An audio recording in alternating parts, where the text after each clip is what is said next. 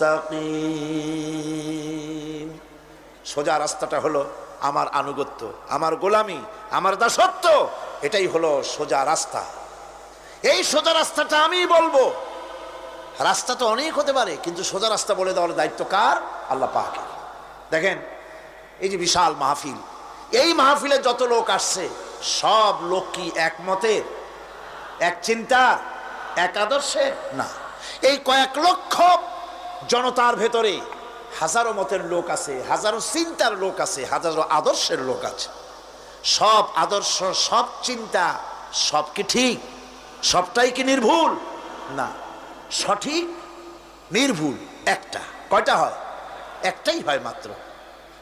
এই জন্য আমি দৃষ্টান্ত দিতে গিয়ে বলি, অঙ্ক পরীক্ষা যেদিন হয়, ছেলেরা অঙ্ক পরীক্ষা যেদিন দেয়, সেই অঙ্ক পরীক্ষা দিতে গিয়ে অঙ্ক যারা